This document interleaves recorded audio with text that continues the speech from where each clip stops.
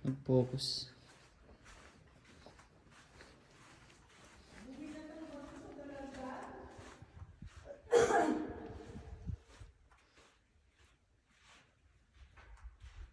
Love.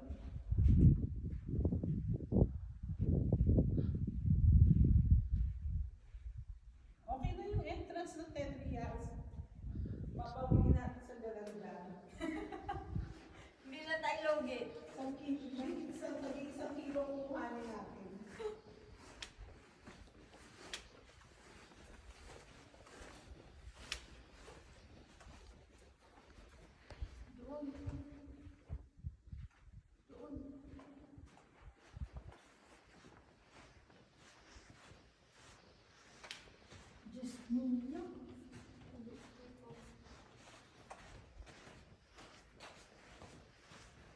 Ano ba yan? Bago ka palang makakain, magtutulog na talaga.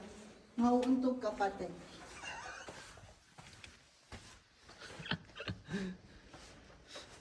Meron siguro doon. Meron. Ay, di ba? Doon, meron pala. Walang daanan dun. Ito? Wala. Ay, hindi.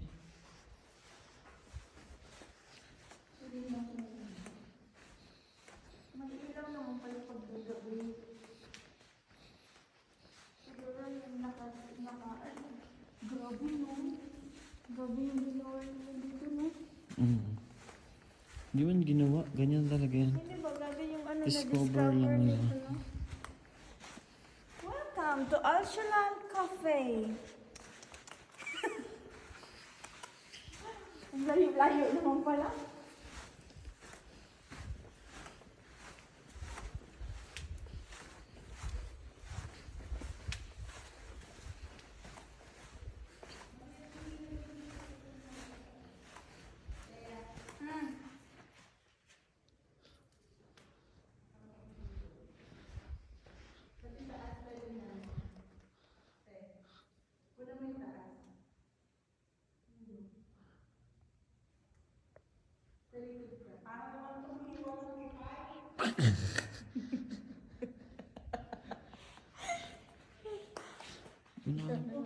Kung ganito yung kape, hindi nila ako magkakape. Tubig na lang.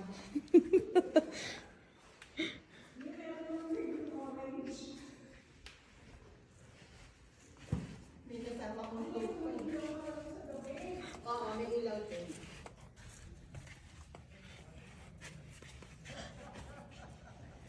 Paano kung ang timbang ay 100 kilograms, paano makakadaan dito? Hindi hihinga.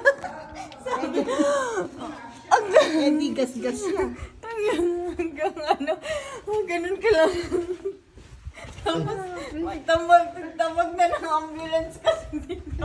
Lalo pag nakakain na, hindi na Naipit, pang 60 kilograms ang itong daanan na ito. Pag malaki ka pala, hindi mo sobra. Hindi na makakadaan. Kaya nga, mas 60 kilograms lang, te. Ay, yung may buhay na ba ito, oh? Pumunta na kaya ako doon bumagsak. O, di ba, no? Batong buhay yan. Oo. Ano kaya nila? Archaeologist na rin ako ngayon. Pati. Yan po ang dinaanan ko. Buti na lang payat na ako. Kung hindi ako kakasya. Ganon. Pero hindi pa nga pumapayat. Kasalanan to ni ano eh. Ni Edward. Dito tayo dinaan. May iba pang daan? No. Alhamdulillah. Ay, isang one way lang pala. One way. Ay, sa wakas. Nakalabas din.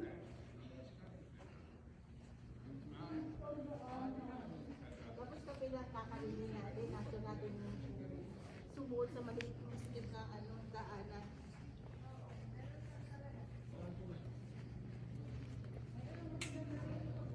Nga. Kasi may daming ilaw. Kagabi hindi natin ito pinuntahan eh.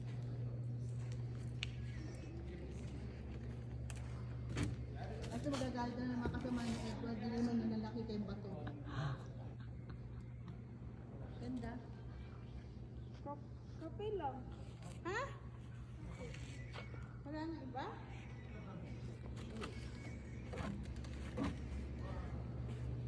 Kape lang talaga siya literal. At saka kukunin natin ng picture yan. Ito lang po ang pinuntahan namin dito. Tapos kaming mauntog sa mga bato. Ano ba yan? Eh sa bagay, maraming kinuhang prutas si Leia.